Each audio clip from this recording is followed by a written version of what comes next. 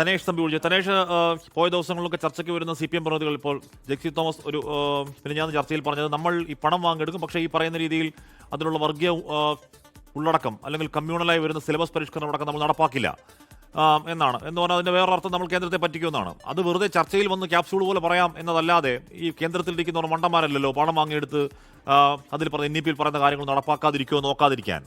എന്തായാലും അത്തരത്തിലുള്ള വാദങ്ങളൊന്നും അത്തരത്തിലുള്ള ന്യായങ്ങളൊന്നും CPI അനുനയിപ്പിക്കാനാണെങ്കിൽ കൂടിയും CPM മുഖ്യമന്ത്രി പറഞ്ഞിട്ടില്ലെന്ന് വിശ്വസിക്കാമല്ലേ തനേഷ്?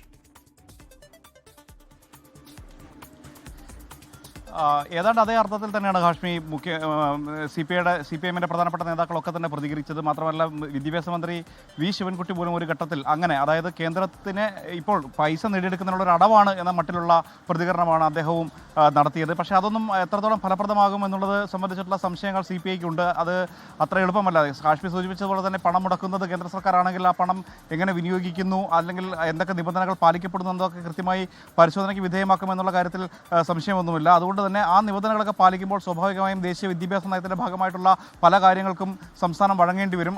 ഈ സ്കൂളുകളിലെങ്കിലും PMC പദ്ധതി നടപ്പിലാക്കുന്ന സ്കൂളുകളിലെങ്കിലും ആ നിബന്ധനകൾ പാലിക്കേണ്ട ഒരു നിർബന്ധിത സാഹചര്യത്തിലേക്ക് സർക്കാർ എത്തിച്ചേരും. അപ്പോൾ അത് ഇപ്പോൾ മുളയിലെ തന്നെ നുള്ളുക എന്നുള്ളതാണ് CPI ലക്ഷ്യമിടുന്നത്. അതുകൊണ്ടാണ് ഇതൊരു വലിയ വിഷയമാക്കുകയും ഇതൊരു വലിയ ചർച്ചയാക്കുകയും ഇപ്പോൾ ഈ വിഷയത്തിൽ ഈ പദ്ധതിയിൽ നിന്ന് പിന്നോട്ട് പോകണമെന്ന ആവശ്യം വളരെ ശക്തമായി ഉന്നയിക്കുകയും ചെയ്യുന്നത്. എന്തായാലും മുഖ്യമന്ത്രി ഇപ്പോൾ ബിനോയ് വിശ്വവുമായിട്ടുള്ള കൂടിക്കാഴ്ച അവസാനിച്ചതിന് ശേഷം മന്ത്രിമാരുമായി, അതായത് CPIയുടെ മന്ത്രിമാരുമായി കൂടിക്കാഴ്ച നടത്തുകയാണ്. അതിനുശേഷമാണ് പുന്നപ്ര വയലാർ രക്തസാക്ഷി വാരാചരണത്തിൻ്റെ സമാപനം കുറിച്ചുകൊണ്ടുള്ള സമ്മേളനത്തിൽ അദ്ദേഹം പങ്കെടുക്കുന്നത്. അദ്ദേഹത്തിനുള്ള വാഹനം ഇവിടെ തയ്യാറായി കഴിഞ്ഞു. വാഹന വ്യൂഹം അദ്ദേഹത്തിന് വേണ്ടി ഒരുങ്ങിക്കഴിഞ്ഞിരിക്കുകയാണ്. അല്പസമയത്തിനുള്ളിൽ തന്നെ അദ്ദേഹം പുറത്തേക്ക് വരും എന്നുള്ളതാണ്. അതിനുശേഷമായിരിക്കും CPIയുടെ സംസ്ഥാന സെക്രട്ടേറിയറ്റ് യോഗം വീണ്ടും ചേരുന്നത്. ഇന്ന് മുഖ്യമന്ത്രി പങ്കെടുക്കുന്ന ഈ പരിപാടിയിൽ ബിനോയ് വിശ്വവും പങ്കെടുക്കുന്നുണ്ട്. CPIയുടെ മറ്റ് മുതിർന്ന നേതാക്കളും ഒക്കെ പങ്കെടുക്കുന്നുണ്ട്. അതുകൊണ്ട് തന്നെ അധിക സമയം ഇവിടെ ചെലവഴിക്കാൻ കഴിയില്ല.